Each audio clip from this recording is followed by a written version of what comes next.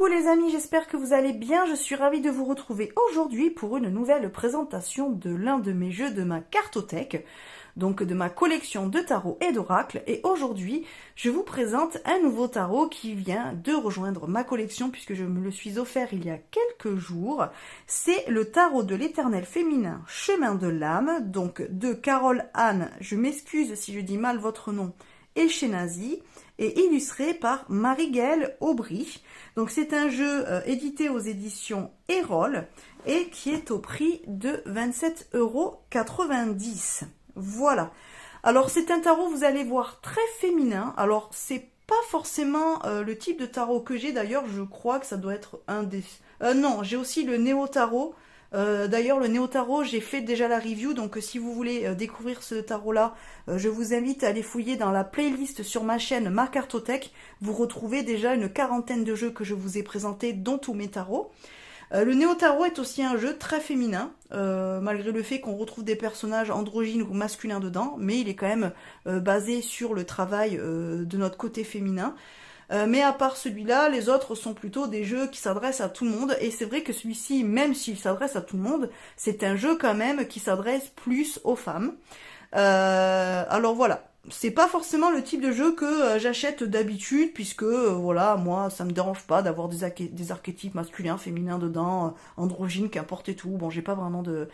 Donc voilà, je suis pas à acheter que des jeux féminins de fou, non, pas forcément. Mais vous allez voir ce tarot, moi il m'a beaucoup plu, parce que vous allez voir de la manière dont il a été revisité, la façon dont ont interprété chaque arcane et majeur et mineur du tarot. Je trouve ça vraiment super bien fait, très intelligent. Il est très joli, vous allez voir aussi au niveau esthétique, enfin en tout cas moi je le trouve très joli. Donc voilà pourquoi j'ai acheté ce tarot. Donc on va le découvrir ensemble. Donc il est dans une grosse boîte qui s'ouvre sur le dessus, voilà, boîte cloche. Donc voilà pour le jeu. Hop. Et donc voici le dos. Donc je vais vous lire ce qu'il y a écrit au dos de la boîte. Donc on nous dit que vous souhaitiez honorer l'énergie ancestrale de l'éternel féminin, ou vous reconnecter à votre part de féminité sacrée, ce coffret vous apportera des réponses claires et concrètes pour déployer votre richesse intérieure, libérer votre potentiel et faire rayonner votre lumière. Chaque carte est emplie d'une puissance évocatrice porteuse de force et d'inspiration pour la personne qui la pioche. Et toutes les figures féminines archétypales et marquantes qui composent ce tarot sauront vous conseiller au quotidien, chacune avec son aura et sa personnalité unique. Recevez les guidances des lames envoûtantes de l'éternel féminin et suivez le chemin de votre âme à travers les arcanes majeurs, la famille des émotions, coupe, la famille de l'action, les bâtons, la famille de la matérialité, les deniers, et la famille de l'esprit, les épées. Donc ce tarot, évidemment, est composé de 78 cartes, puisque c'est un tarot classique, enfin un tarot, voilà, avec une structure de tarot classique, et un livre d'accompagnement de 192 pages en couleur. Voilà, donc je vais vous faire découvrir ce tarot. Alors il vient de sortir, hein, il n'est pas très vieux, je ne sais pas s'il y a la date, peut-être dans le livre, mais à mon avis il est sorti il n'y a pas très longtemps, voilà, parce que vous voyez, il date de 2024. Donc vraiment, il est de cette année et je ne l'avais pas vu avant. Donc il est vraiment récent, quoi. Donc à l'intérieur du coffret, on retrouve le livret, voilà, que je vais découvrir avec vous. Et les cartes. Voilà, donc je vous montre. Hop, les cartes et donc la boîte. Voilà, boîte est toute simple, évidemment. Donc on va d'abord aller découvrir le livret comme d'habitude et je vous montre les cartes après. Donc je vais descendre un petit peu pour le livret. Voilà, allez, donc le livret, vous voyez qu'il est quand même un petit peu conséquent. Alors c'est bien parce qu'il a des tranches de couleurs, donc vraiment pour aller rechercher les lames après selon la famille, c'est très pratique. Parce que vous allez voir, en fait, les cartes ont un code couleur aussi, donc vous retrouvez facilement la famille dans laquelle vous cherchez votre carte, que vous avez pioché par exemple. Ça, je trouve très très bien. Donc, au niveau du livret, donc là on est sur la page de garde évidemment. Donc on a un petit mot qui nous dit « En ouvrant ce livre et en parcourant ces cartes, tu entres dans une ronde sacrée ». Donc c'est cool, ça donne un petit côté magique, mystique au jeu, j'aime bien. Donc là, on a un sommaire comme d'habitude, enfin, normalement, il y a toujours un sommaire. Donc là, on a les auteurs. Donc on a Carole Anne Eskenazi. Donc on nous dit qu'elle est spécialisée dans les jeux divinatoires depuis une quinzaine d'années. Donc elle a déjà créé plusieurs oracles, dont le 4 tarot par exemple, tarot de la nuit, oracle de la nuit. Et voilà, l'oracle du lac des signes par exemple, l'oracle des gardiennes sacrées et oracle de la prophétie des étoiles. Voilà, ainsi que le Dark Light Oracle chez US Game. Donc vous voyez, elle a déjà fait quand même pas mal de jeux. Donc c'est une collectionneuse qui possède 600 jeux divinatoires. Et elle est romancière aussi, blogueuse, et elle a sa propre chaîne YouTube. Donc là, vous avez tous ces réseaux si vous avez envie d'aller la suivre. Ensuite, on a Marie-Gaëlle Aubry. Donc on nous dit qu'elle est passionnée par la fantaisie, la peinture et le dessin. Marie-Gaëlle décide d'en faire son métier en devenant artiste peintre et illustratrice après 18 ans passés dans le monde des assurances. Changement de vie radical. Un changement de vie dont elle savoure la richesse et les multiples facettes sous le nom d'artiste Aé Marielle. Donc ces aquarelles et dessins sont résolument tournés vers la féminité, la nature et la magie, d'où naissent des déesses et des nymphes aussi puissantes que bienveillantes. L'illustration est pour Aé Marielle l'occasion de représenter la femme telle qu'elle aurait aimé la croiser plus souvent dans la fantaisie de son adolescence, c'est-à-dire indépendante, libre et consciente de sa force intérieure. Et donc là, pareil, vous retrouvez tous ses réseaux, donc son site internet, son Instagram et son YouTube et son Patreon. Voilà. Voilà pour nos créatrices. Donc là ensuite, on nous parle du tarot. Donc voilà, on nous explique, je suis le féminin, machin. Bon voilà, je vous lis pas tout. La naissance de ce tarot, donc pourquoi le tarot a été fait. Voilà. Ensuite, on a un mode d'emploi du tarot, donc à qui il s'adresse. Donc par exemple, on nous dit, à toi si tu es une femme et que tu as envie d'honorer et d'incarner la puissance de ton état féminin. Toutes les femmes de ce jeu dorment en toi, prêtes à s'éveiller pour danser avec ton âme.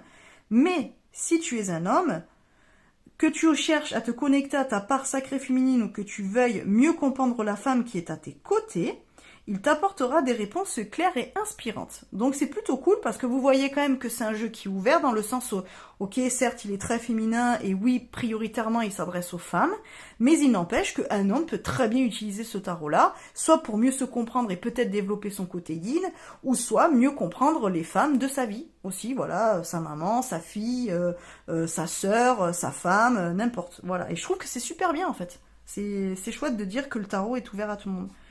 Donc ensuite, quelles questions peux-tu poser? Donc là, bon, ça nous explique les questions qu'on peut poser. Donc ça nous dit qu'on peut poser n'importe quelle question, évidemment, puisque à la base, c'est aussi un jeu divinatoire. C'est un tarot, quoi. Donc la composition du jeu. Donc on nous explique ce que sont les arcanes majeurs et ce que sont les arcanes mineurs. Donc ça, c'est plutôt bien, parce que si c'est votre premier tarot, du coup, vous avez quand même déjà des bases de comment est structuré le tarot et ce que représentent les arcanes majeurs et ce que représentent les arcanes mineurs. Donc c'est très très chouette, sachant qu'on a des mots-clés voilà, pour chaque famille, par exemple les deniers, argent, matérialité, bien possédé, bâton, action, feu sacré, accomplissement personnel, coupe, cœur, sentiment, émotion, souvenir, l'amour, et les épées, intellect, psychisme et projection mentale. Donc après, ça nous explique aussi comment est structuré les 4 familles d'arcanes mineurs, donc avec les cartes numérales et les cartes dites royales, donc les figures de cour, quoi. Donc ensuite, ça nous dit que le tarot féminin éternel reprend la composition traditionnelle, mais ces cartes ne mettent pas en scène que des femmes, contrairement au tarot Rider-Waite qui contient aussi des hommes. Non, en fait, justement, ce tarot-là ne contient que des femmes et pas des hommes et des femmes, comme dans le Rider-Waite. Mais il est basé sur un Rider-Waite. Si vous vous posez la question, c'est pas Tarot de Marseille, c'est un Rider-Waite. Donc après, on nous explique qu'on a changé les noms pour les arcanes mineurs. Donc on nous dit qu'il y aura les cartes de terre, donc qui sont les deniers, les cartes de feu qui sont les bâtons, les cartes de l'eau qui sont les coupes et les cartes de l'air qui sont les épées. Voilà. Ensuite, c'est pareil, on a changé les cartes pour les figures. Donc en gros, on n'a plus le valet, le chevalier ou le cavalier, le roi, la reine. On a la princesse qui est le cheval. Non, on a le valet, enfin ou le page qui devient la princesse, le chevalier ou le cavalier qui devient l'amazone, la reine qui devient la gardienne et le roi qui devient la déesse. Voilà. Donc après, on a une présentation des cartes. Donc vous voyez, dans les cartes, vous verrez qu'il y a le nom, le mot-clé, l'association tarotique. Donc ça nous dit à quelle carte du tarot elle correspond. Donc par exemple, je sais pas, le 8 de terre, ben, ça correspond au 8 de denier. On a le message de la carte. Donc on nous dit que ce paragraphe concerne la partie oracle et indique l'enseignement symbolique de la carte. Et ensuite on a incarné la carte. Donc ce paragraphe concerne la partie développement personnel et indique comment intégrer cet enseignement dans ton évolution actuelle. Donc qu'on y retrouve une proposition de visualisation, une action concrète à entreprendre et un mantra à te répéter. Après, il y a la question sacrée. Donc, ce paragraphe concerne la partie connaissance de soi et indique comment travailler en intériorité et réfléchir sur toi grâce à la carte. Donc ça, c'est la partie introspective du tarot. Et après, il y a une dimension divinatoire. Donc, ce paragraphe concerne la partie ésotérique et indique comment interpréter la carte en vue d'une prédiction divinatoire. Donc, vous allez voir, en fait, chaque carte permet de faire toutes les lectures possibles avec le tarot. On peut lire ce tarot de manière en développement personnel, donc psychologique, introspective et divinatoire. Franchement, c'est génial parce que si vraiment vous êtes en plus débutant dans le tarot, ça vous donne déjà beaucoup de bases pour pouvoir avoir les 3 lectures du tarot. Je trouve que c'est vraiment bien. Donc ensuite, on a l'utilisation quotidienne. Donc bon, on nous dit comment on peut utiliser le tarot, hein, voilà. Le rituel de connexion si vous voulez aborder le tarot avec une dimension un petit peu magique, spirituelle. Donc après, on a des tirages. Donc on a le tirage du jour à une carte, le tirage de ta lignée temporelle à 3 cartes. Donc là, c'est plus passé, présent, futur, hein, le classique que l'on retrouve dans à peu près tous les livrets. On a le tirage de l'initiation des majeurs. Donc là, on n'utilise que les majeurs pour faire ce tirage-là. Et le tirage des 4 éléments où on n'utilise que les arcanes mineurs. Donc c'est plutôt bien aussi parce que en tant que débutant, ça vous apprend à utiliser le tarot simplement avec les majeurs, simplement avec les mineurs et après avec tout le jeu complet. C'est plutôt bien. Je trouve que les tirages ils sont intéressants. Et après, on a le tirage de l'éternel féminin. Donc là où on utilise les arcanes majeures et les cartes de cours. Donc c'est intéressant aussi. Voilà un petit peu ce que vous retrouvez en début de livret. Donc ensuite, on a les cartes. Donc comme on vous disait, vous avez le numéro de la carte, le nom de la carte dans ce tarot-là, donc le mot-clé qui correspond à la carte, et l'association tarotique. Donc là, on voit que la gitane, elle correspond au fou dans le tarot Rider-Waite classique.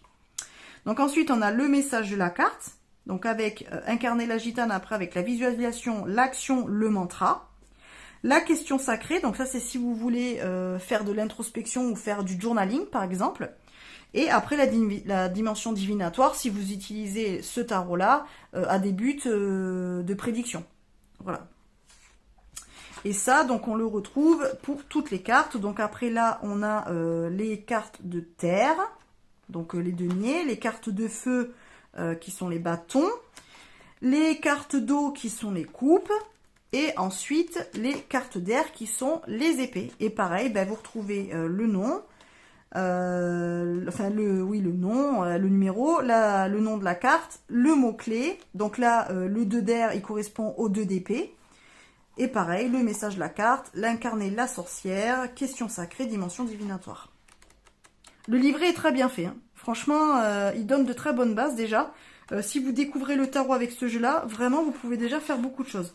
La seule chose, c'est que si vous voulez apprendre le tarot, je vous invite à avoir un Rider-Waite classique à côté pour pouvoir en fait voir le lien au niveau des illustrations classiques du Rider-Waite. Ça pourra vous aider aussi à mieux comprendre la carte et à bien comprendre pourquoi elles ont appelé tel arcane mineur ou majeur avec cet archétype féminin. Et vous allez voir qu'en fait, c'est fait de manière hyper intelligente. Et ça va vous aider aussi à mieux comprendre le Rider-Waite. Donc, si vous voulez aussi étudier le tarot, je vous invite à avoir un Rider-Waite avec. Et comme ça, vous comparez les deux. Et vraiment, pour un jeu d'études, il est très très bien. Et ça permet vraiment et d'avoir le Rider-Waite, donc de mieux comprendre et de mieux cerner ce tarot-là. Et inversement. Voilà, après ça, c'est mon petit conseil. Mais vous n'êtes pas obligé de le faire. Mais moi, je vous invite à avoir quand même un Rider-Waite à côté classique. Et vous verrez que ça va vous aider aussi à bien cerner ce jeu et à bien comprendre les archétypes qu'elles ont choisis. Donc voilà un petit peu pour le livret. Donc on va aller voir les cartes maintenant. Je suis à 14 minutes, mais je suis trop une pipelette moi. Donc le dos, alors il est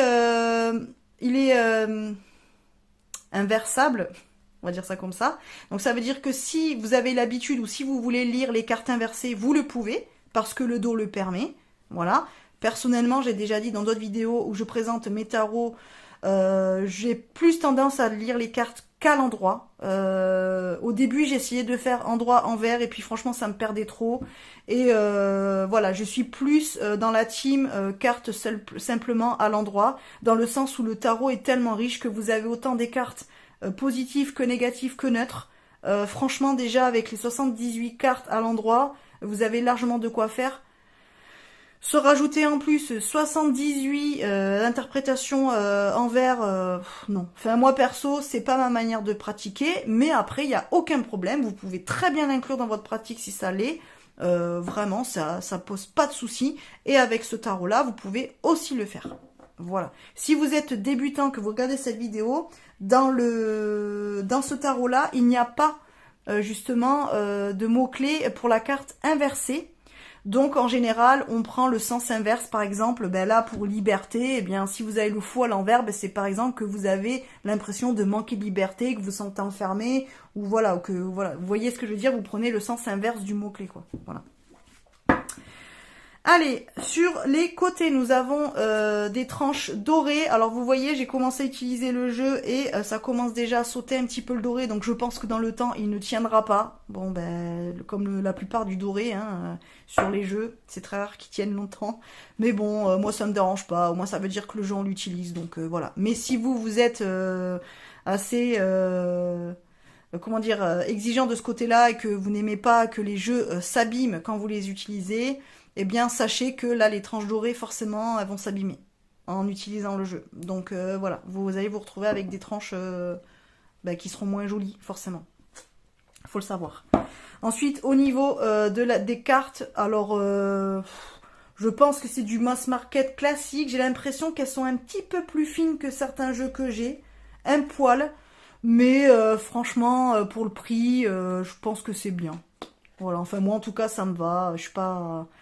Plus fin j'aime pas, mais là ça passe. Franchement, je pense que dans le temps, les cartes elles sont quand même pas mal. Hormis le doré qui va sauter, je pense que vous allez quand même pas l'abîmer rapidement, quoi. Voilà, c'est... Disons que pour même pas 28 euros, la qualité est bien, quoi. Voilà, rapport qualité-prix, vous n'êtes pas volé, quoi, on va dire. Voilà. Allez, donc au niveau des cartes, je vous rebaisse encore un peu. Ça vous permettra de mieux voir les cartes. Donc vous allez voir, il y a un code couleur. Donc les arcanes majeures ont leur couleur et chaque famille d'arcanes mineures ont aussi leur couleur. Donc c'est bien aussi parce que quand vous faites un tableau par exemple, ça vous permet d'un seul coup d'œil avec les couleurs de voir si vous avez plus d'arcanes majeures ou si vous avez plus de mineurs ou si vous avez plus d'épées ou de coupes ou de deniers et ça vous pouvez le prendre dans votre tirage par exemple. Voilà. Donc moi j'aime bien parce que d'un seul coup d'œil, ben du coup vous pouvez rapidement visualiser l'ensemble du tirage et l'énergie principale du tirage vis-à-vis des familles que vous avez en plus grand nombre. Voilà, donc moi j'aime bien. Quand il y a un code couleur comme ça, j'aime bien. Donc là nous avons la gitane.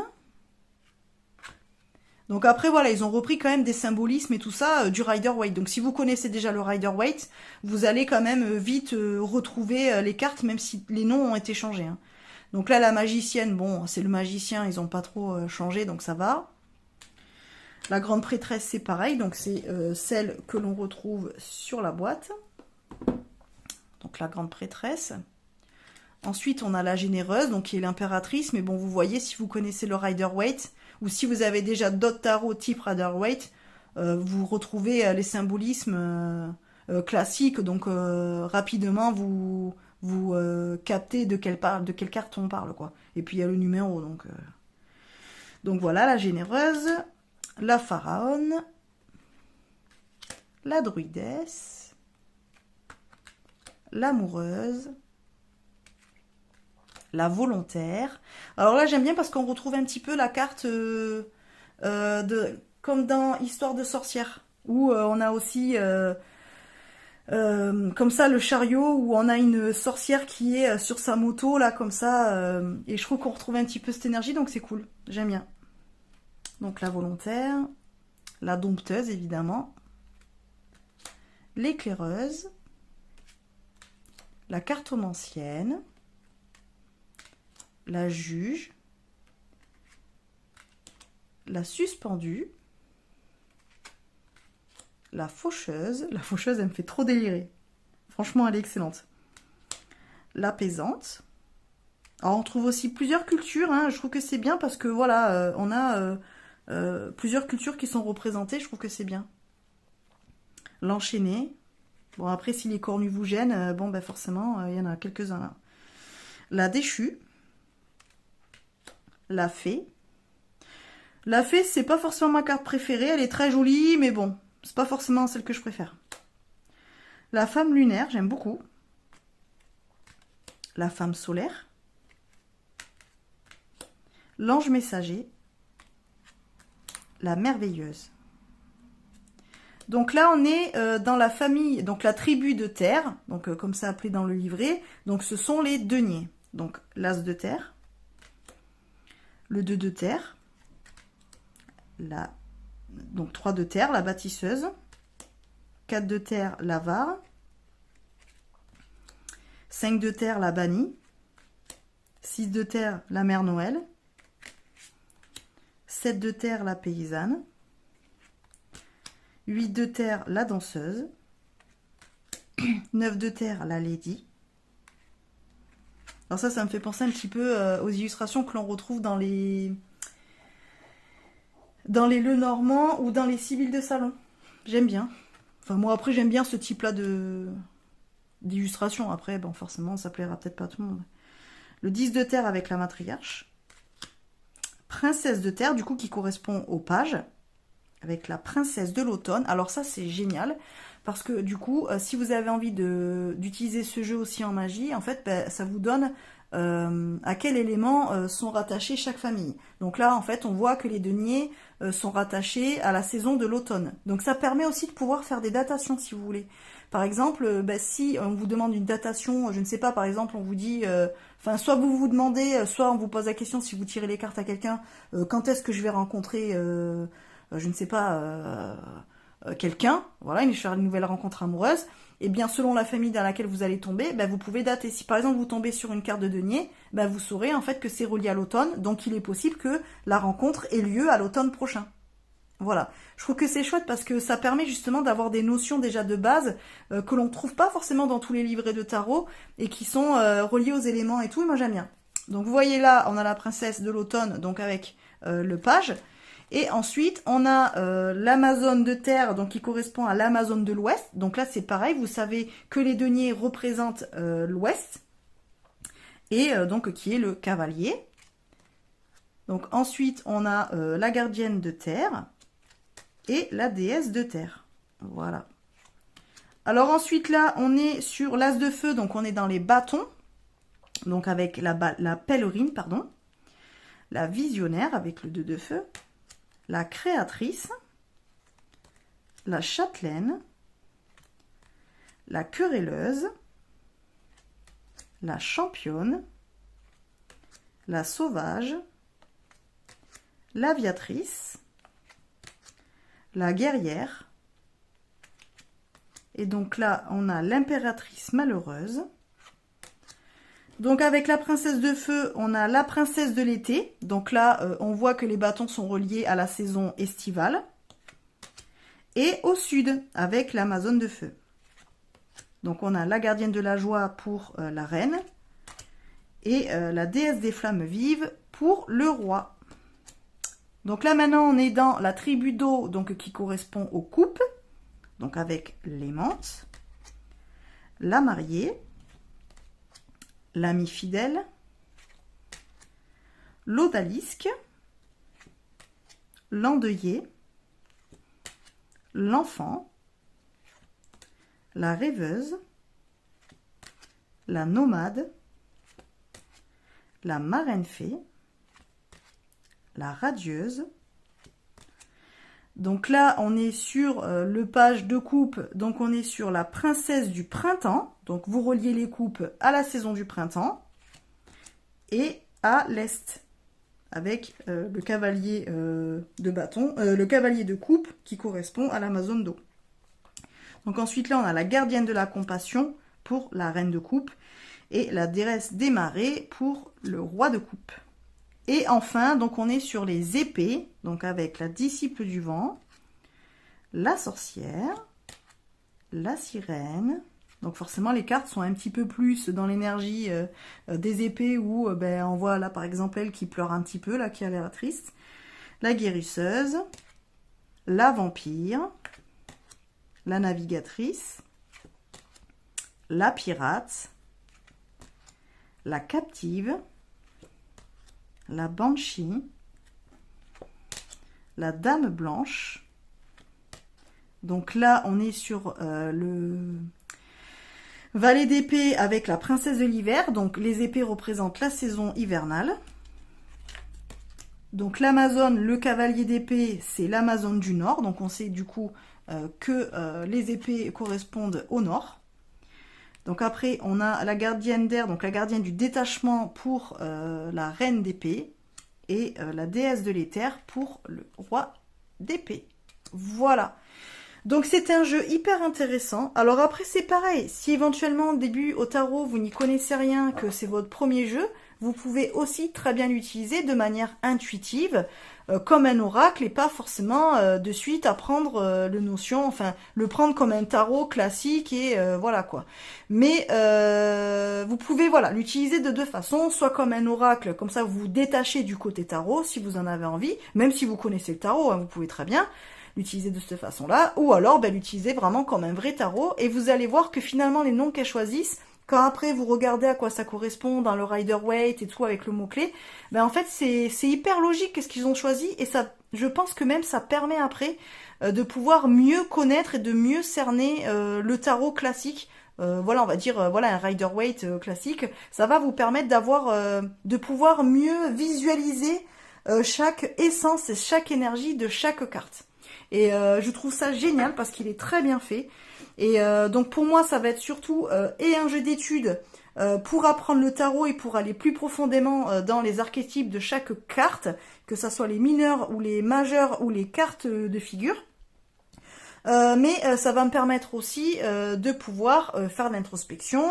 Après, j'aime bien le côté de, en fait, on a toutes ces femmes en nous, et si on a envie de dire, bah tiens, aujourd'hui, je dois incarner quel personnage ou quel archétype, ben vous tirez votre carte le matin et vous savez que ben aujourd'hui, face aux situations, ben vous devrez être, je ne sais pas moi, l'ami fidèle, vous devrez être la visionnaire, vous devrez être la mère Noël, et par rapport à ça, ben du coup, ça vous donne l'énergie de votre journée et quel